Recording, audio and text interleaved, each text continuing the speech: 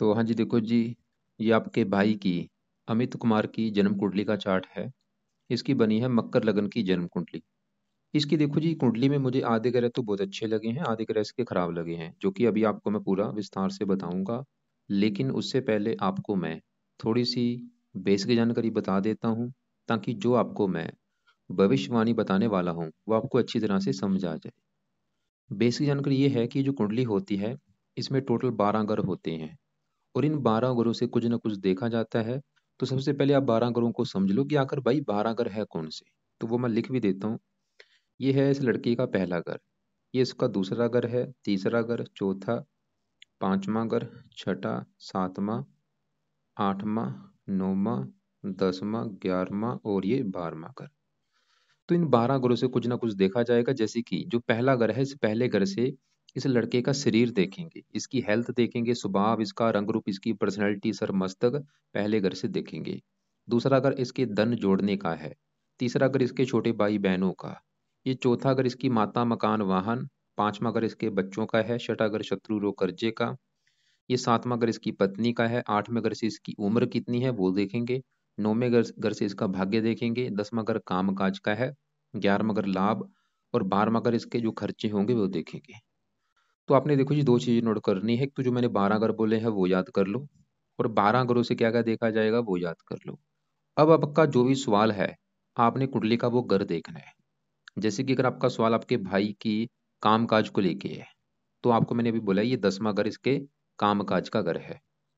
तो काम काज के लिए 10वां घर देखेंगे, और 10वें घर में आपको दिख रहा है कि 7 लिखा हुआ है। 7 नंबर है, तुला राशि, मालक है शुक्र। तो काम काज के लिए हमें 10वें घर के मालक शुक्र को देखना पड़ेगा। ऐसे ही ये 7वां घर इसकी मैंने पत्नी का बोला है। अगर इसकी पत्नी का सुख देखना, 7वां घर देखेंगे।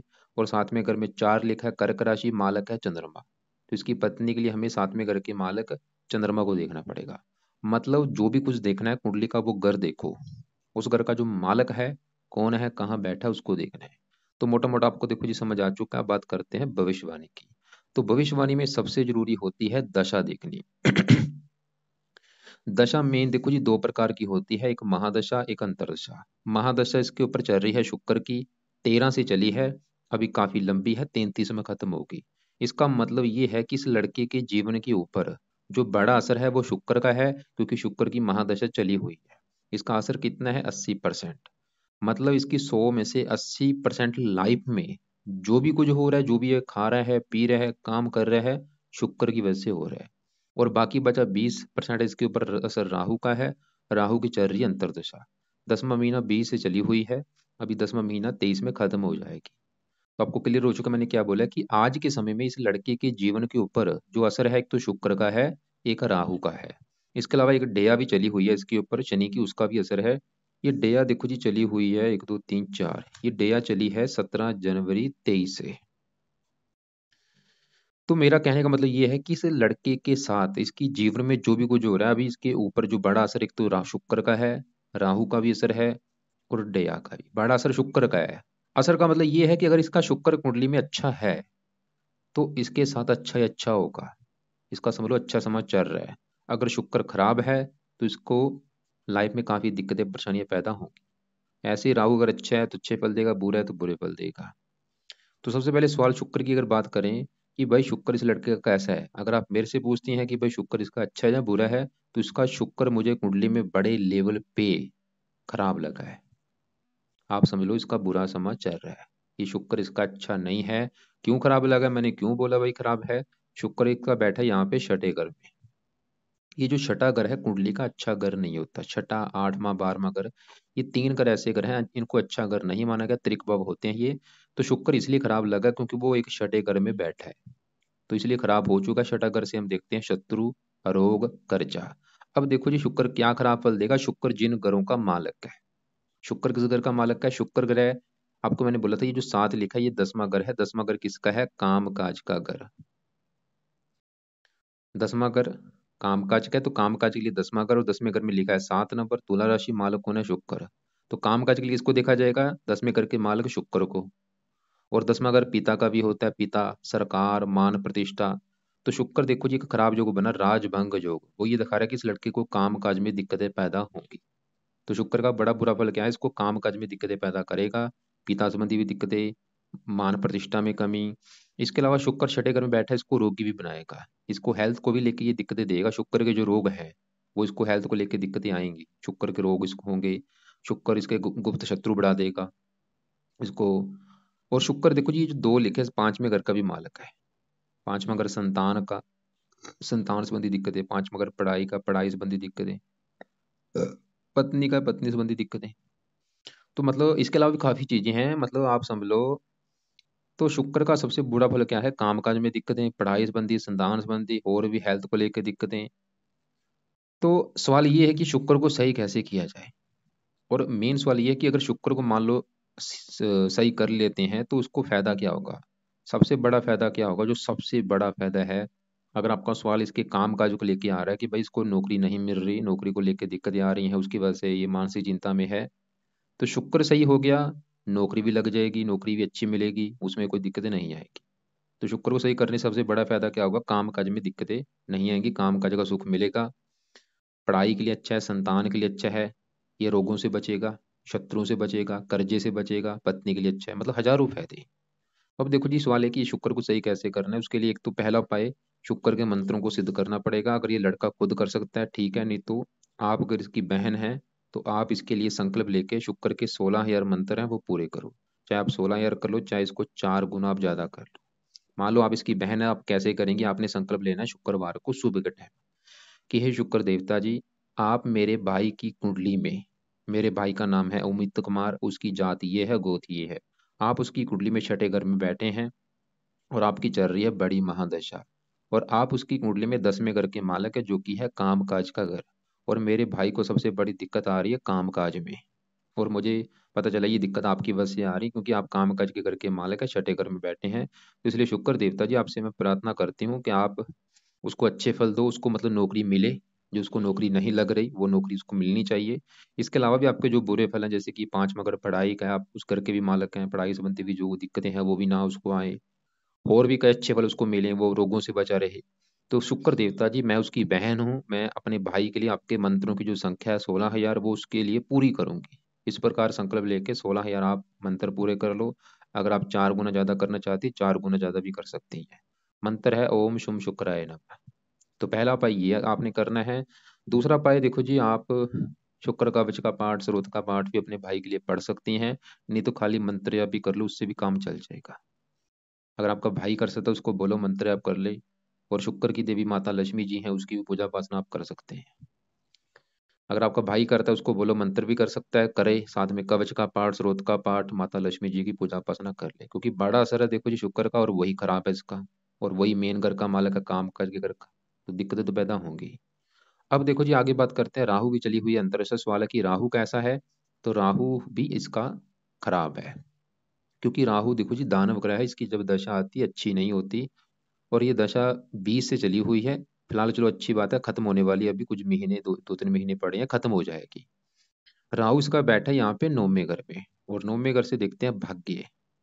तो राहु देखो जी 9वें घर में क्या करेगा, भाग्य की हानि कर रहा है, भाग्य इसका साथ नहीं देगा। और राहु लगन को देख रहा है, इसको क्रोधी बनाएगा, जिद्दी बनाएगा, गुस्सा इसको ज्यादा आएगा, और भी कई प्रकार के, मतलब राहु की जब दशा आती है बंदे की लाइफ में दिक्कतें परेशानियां आना शुरू हो जाती हैं। मानसिक चिंता बहुत ज्यादा होती है, कामों में रुकावटें आती, काम नहीं बनता, मेहनत का फल नहीं मिलता, मतलब इसकी लाइफ में जो दिक्कतें आ रही हैं उसका दूसरा कारण राहु है। और काफी हद तक अभी राहु की जब दशा खत्म होगी, काफी इसकी ज्यादा परेशानियां जो हैं वो दूर हो जाएंगी।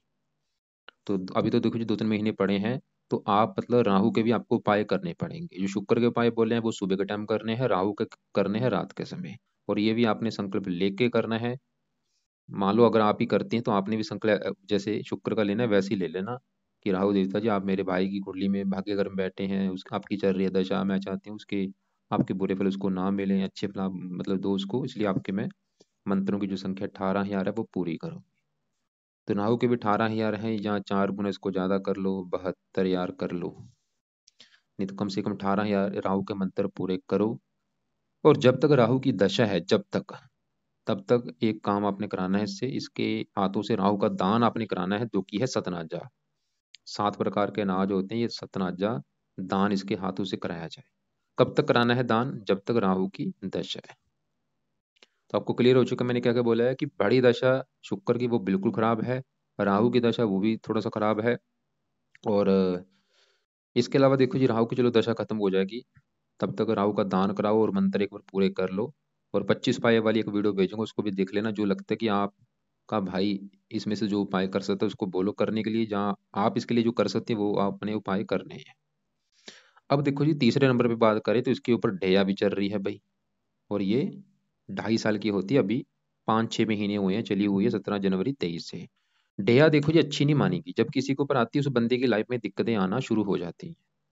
तो मतलब ढैया भी इसको दिक्कतें पैदा कर रही है। तो आपने क्या करना है, आपने जैसे कि मान लो अगर राहु के मंत्र एक बार पूरे कर लिए, मान लो आपने राहु के शनिवार से शुरू किए, मंत्र पूरे कर लिए, उसके बाद आपने शनि के भी संकल्प लेके मंत्र पूरे करने हैं, जो कि है 23 यार। जो शुक्र के मंत्र बोले हैं ये तो आपने देखो जी सुबह के टाइम करने हैं। शनि ये पहले राहु के जो करने हैं रात के समय, ये आपने अभी शनिवार जो आएगा उस समय राहु के मंत्र स्टार्ट कर लेना। राहु के जब मान लो आपने मंत्र पूरे कर लिए, उसके बाद शनि के शुरू करने हैं संकल्प लेके कि शनि देवता जी, आपकी एक दया है मेरे भाई के ऊपर चली हुई है, उसका नाम ये है, जात ये है, गोद ये है, आपके बुरे फल मेरे भाई को ना मिले बल्कि अच्छे फल, तो मैं उसकी बहना हूँ, ऐसे मतलब संकल्प लेके मंत्र पूरे करो। तो मैं फिर बोल देता हूँ क्या क्या मैंने बोला। एक तो शुक्र के मंत्र वो सुबह के टाइम करने हैं, कुछ दूसरे भी उपाय बोले जैसे कि कवच स्रोत अगर कर सकती हैं आप करो, नहीं तो कोई बात नहीं, खाली मंत्र जरूर करना है। राहु के उपाय जो मैंने बोले हैं वो रात के समय मेन उसमें मंत्र जाप है, तो दान इसके हाथों से कराओ। और शनि के लिए शनि के मंत्र से तो बोला है करने के लिए। और इस लड़के को बोला जाए कि शनि के मंदिर माथा टेकने जरूर जाए, वहां पे जाके प्रार्थना करे कि शनि देवता जी आपकी ढैया जो चली है मेरी, वो मेरी अच्छी जाए। अब देखो जी आगे बात करते हैं दूसरे ग्रहों की। जैसे मैंने बोला था आदि ग्रह, इसके ग्रह मुझे अच्छे लगे हैं बहुत बड़े लेवल पे, आधे खराब लगे हैं। इसके ग्रह देखो जी, एक एक इसका जो चंद्रमा है ये मुझे बहुत बड़े लेवल पे खराब लगा है। ये क्या खराब फल देगा चंद्रमा, ये जो चार लिखा है 7वें घर का मालक है, 7वां घर है इस लड़के की पत्नी का घर। जैसे कि मैंने बोला था 12 घरों से कुछ ना कुछ देखा जाएगा, जैसे कि तीसरा घर छोटे भाई बहन इसके, चौथा घर इसकी माता कैसी होगी, 5वां घर इसके बच्चे कैसे होंगे, ऐसी 7वां घर है इसकी पत्नी का कि इसकी पत्नी कैसी होगी भाई, पत्नी का सुख मिलेगा या नहीं। तो 7वें घर को देखना पड़ेगा। और 7वें घर में क्या लिखा है, 4 नंबर, यह है कर्क राशि, मालक कौन बना, चंद्रमा। तो पत्नी के लिए किसको देखना पड़ेगा, 7वें घर के मालक चंद्रमा को। इसके अलावा देखो जी पत्नी के लिए 7वें घर के ऊपर दृष्टि है मंगल की, मंगल को भी देखेंगे। और पत्नी का कारक है शुक्र, शुक्र को भी देखेंगे। मतलब पत्नी का सुख देखने के लिए हमें कम से कम 3 ग्रह देखने पड़ेंगे। तीनों ग्रहों को देख के डिसाइड होगा कि इस लड़के को पत्नी का सुख मिलेगा या नहीं। तो सबसे पहले 7वें घर के मालक चंद्रमा की बात करें, बैठा है 11वें घर में। और चंद्रमा यहाँ पे जो 8 लिखा है ये वृश्चिक राशि, जो कि चंद्रमा की नीच राशि है। तो इस लड़के का जो चंद्रमा है वो देखो जी नीच का होने की वजह से मुझे बहुत ज्यादा खराब लगा है, क्योंकि जो ग्रह नीच का बैठा होता है वो अच्छा नहीं माना गया। तो चंद्रमा खराब फल क्या देगा, 7वें घर से रिलेटेड खराब फल देगा, जो कि है 7वां घर पत्नी का। तो चंद्रमा ये दिखा रहा है कि इस लड़के को पत्नी को लेकर दिक्कतें परेशानियां लाइफ में आएंगी। क्या दिक्कतें होंगी, जहाँ तो विवाह में देरी होना, विवाह हो भी गया पत्नी से लड़ाई झगड़े होना, पत्नी से प्रेम ना मिलना, कई बार पत्नी से तलाक होने तक भी नौबत आ सकती है। मतलब पत्नी का रिगार्डिंग चंद्रमा खराब फल देगा। इसके अलावा 7वां अगर देखो जी दिल्ली की इनकम का भी होता है, ये दिल्ली की इनकम को भी लेकर दिक्कतें देगा। और 11वें घर में बैठा है, लाभ में कमी कर देगा, इच्छाएं पूरी नहीं होने देगा। तो चंद्रमा के बुरे फल क्या क्या है, एक तो पत्नी संबंधी दिक्कतें, दिल्ली की इनकम को लेकर दिक्कतें, जहां बैठा है 11वें घर में लाभ में कमी, इच्छाएं पूरी नहीं होने देगा, बड़े भाई बहनों को लेकर दिक्कतें, माता का कार्य का माता संबंधी दिक्कतें। तो अगर मान लो चंद्रमा को सही करते हैं, फायदा क्या होगा, सबसे बड़ा फायदा इसको पत्नी का सुख मिलेगा, पत्नी को लेकर दिक्कतें नहीं आएगी। दूसरा, दिल्ली की इनकम अच्छी होगी, माता के लिए अच्छा होगा, और बड़े भाई बहनों के लिए अच्छा होगा, इसको मानसिक चिंता नहीं आएगी। तो ये चंद्रमा के उपाय करने से होगा। तो चंद्रमा का उपाय पहले लिख लो क्या क्या उपाय है। पहला उपाय, इस लड़के से आपने चंद्रमा का दान कराना है, ताकि इसकी पावर हमने करनी है 0, 21 डिग्री का बैठा है। तो पावर कम करने के लिए चंद्रमा का दान इस लड़के के हाथों से कराया जाए। खासकर सोमवार को जरूर कराना है। हर सोमवार को, खाली ये नहीं कि एक बार करा दिया काम चल जाएगा, नहीं, लाइफ टाइम कराना है। हर सोमवार को चंद्रमा का दान करता रहे, सफेद रंग का दान, जैसे कि दूध का दान, चावल। देखो जी दान रोजाना भी कर सकता है, या हफ्ते में 3-4 दिन कर दिया करे, नहीं तो सोमवार को तो जरूर किया करे। और वो दान कैसे करना, कब करना, वीडियो अलग से मैं आपको भेज दूंगा। तो पहला उपाय आपने लिख लिया है, चंद्रमा का दान इस लड़के से कराना है।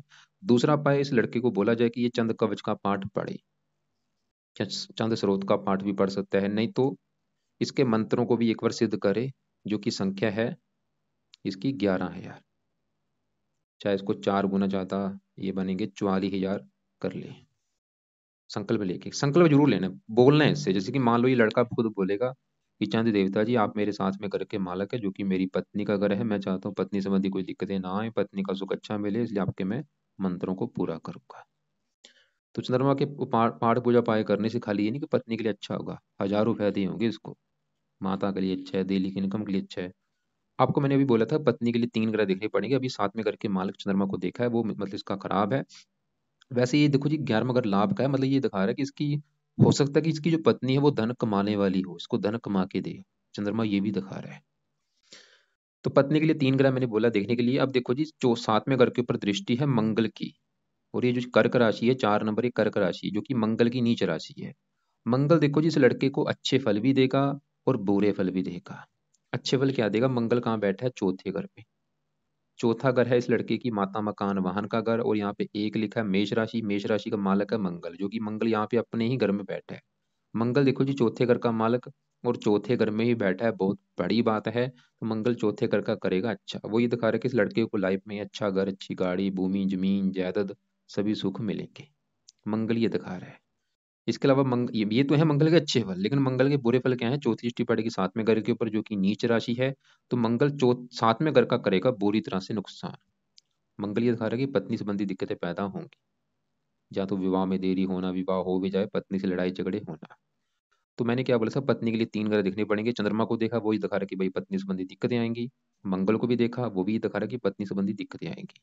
अब तीसरा ग्रह है शुक्र, जो कि पत्नी का कारक है, वो तो हम पहले देख ही चुके हैं, वो भी ये दिखा रहा है पत्नी संबंधी दिक्कतें आएंगी। तो ये कन्फर्म है कि इस लड़के को पत्नी को लेकर दिक्कतें आएंगी। अब यहाँ पे वो दिक्कतें क्या होंगी, जहाँ तो इसका देखो जी तलाक हो सकता है, या पत्नी से लड़ाई झगड़े होते रहेंगे, पत्नी से प्रेम नहीं मिलेगा, या पत्नी बीमार होगी। मतलब इसका जो वैवाहिक जीवन है वो इसका नरकमय होगा। लेकिन अगर मान लो इसकी पत्नी की कुंडली में 7वें घर का मालक अच्छा हुआ, फिर इसकी दिक्कतें काफी हद तक कम हो जाएंगी। लेकिन अगर उसकी कुंडली में 7वें घर का मालक खराब हुआ, फिर कई गुना दिक्कतें बढ़ जाएंगी। बाकी अगर ये पाए सही ढंग से करता है, फिर दिक्कतें भी कम हो जाएंगी। तो पाए सही ढंग से करे। अब यहाँ पे देखो जी सूर्य उच्च का बैठा है, ये भी चौथे घर का करेगा अच्छा, मकान वाहन के लिए अच्छा है। मतलब सूर्य मंगल चौथे घर में बैठा है, वो तो इस घर का करेंगे चौथे घर का अच्छा बड़े लेवल पे, इसको मतलब अच्छा घर, अच्छी गाड़ी, भूमि, जमीन, जायदाद, नौकर चाकर, ये सुख मिलेंगे। लेकिन सूर्य साथ में स्थित 10वें घर को देख रहा है, 10वें घर में नीच राशि है, तो सूर्य भी 10वें घर का नुकसान कर रहा है। काम काज में दिक्कतें पैदा सूर्य की वजह से भी होंगी। तो सूर्य के लिए क्या करे, सुबह के टाइम सूर्य का जो पाठ है आदित्य हृदय सूक्त का पाठ पढ़ लिया करे।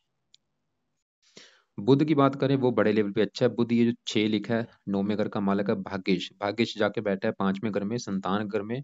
बुध ये दिखा रहा है कि वैसे इसका जो भाग्योदय होगा संतान होने के बाद होगा। और बुध इसको बुद्धिमान भी बनाएगा, पढ़ा लिखा, खासकर बुध की दशा अच्छी होगी। गुरु यहाँ पे 12वें घर में बैठा है, वो भी अपने घर में बैठा है, वो भी अच्छा है। अपनी दशा में कुछ धार्मिक बना देगा। शनि देखो जी ये जो 11 लिखा है 10 लिखा है, दोनों घरों का मालक है, थोड़ा सा ये शत्रु राशि में बैठा है। तो शनि भी थोड़ा सा ये दिखा रहा है कि धन को लेकर दिक्कतें आएंगी, क्योंकि धन का मालक का है और शरीर का मालक है, थोड़ा सा स्ट्रगल भी लाइफ में रहेगा, दिक्कतें परेशानियां। तो शनि को सही करने से देखो जी इसको कई फायदे होंगे। एक तो वैसे भी इसकी डेया चली हुई है, मतलब अगर ये मान लो जब तक शनि को सही कर लेता है क्या क्या फायदे होंगे। बड़ा फायदा तो ये होगा, इसका शनि धन का मालक है, धन संबंधी दिक्कतें नहीं आएंगी। शरीर का मालक है, हेल्थ अच्छी होगी, स्ट्रगल कम हो जाएगा, लाइफ में मेहनत का फल मिलेगा। और जो डेया चली है उसके बुरे फल नहीं मिलेंगे। तो शनि को सही करने के लिए खाली शनि का मंदिर माथा टेकने जरूर जाए, और शनि का मंत्र एक बार पूरे कर ले, और हो सके तो शनि चालीसा का पाठ रोजाना पढ़ा करे। तो ये था देखो जी, मोटा मोटा सबको मैं बता चुका हूँ। मैं एक बार फिर रिपीट कर देता हूँ कि अगर आपका सवाल इस लड़के के कामकाज को लेके है, तो उसका बड़ा कारण कामकाज में दिक्कतें आने का कारण शुक्र है। तो शुक्र के उपाय इसको करने पड़ेंगे। दूसरे नंबर पे राहु की भी दशा है, वो अच्छा नहीं है, वो भी लाइफ में काफी स्ट्रगल कराता है, दिक्कतें परेशानियां पैदा करता है, भाग्य की हानि कर रहा है। तो राहु के लिए राहु के भी आप उपाय इस लड़के से कराओ, शुक्र के राहु के उपाय कराने हैं। तीसरे नंबर पे शनि की दया है। और बाकी मैंने बोला था पत्नी को लेके दिक्कतें आने के कारण भी आपको मैंने बताए हैं, जो कि चंद्रमा बड़ा कारण है, और दूसरा कारण मंगल। और बाकी देखो जी तो इस लड़के के हाथों से जो दान आपने कराने हैं, दान किस किस का है वो समझ लो। एक तो चंद्रमा का दान, जो कि आप खाली शायद सोमवार को करा दिया करो, जहाँ रोजाना भी नहीं तो सोमवार को एक रख लो रूटीन कि सोमवार को कराना है। और इसके अलावा जो दान आपको मैंने राहु का बोला, जब तक दशा है, क्या दान है, सतनाजा। इसके अलावा आप किसी का दान रहने दो चाहे, और रत्न इसने कोई दान नहीं करना, करना है खाली बुध का कर सकता है, लेकिन वो भी रहने दे फिलहाल। मेन पाठ पूजा करे। बाकी जो भी आपके सवाल होंगे, आपको मेरी बात समझ ना लगी हो, वो आप अपने सवाल पहले लिख लेना, लिख के अपने पास रखना, फिर मुझे कॉल करना। कॉल आपने करनी है दोपहर को 2-3 के बीच में, या शाम को कॉल कर लेना 6-7 के बीच में। इसके अलावा जो अलग से वीडियो भेजूंगा उनको देख लेना।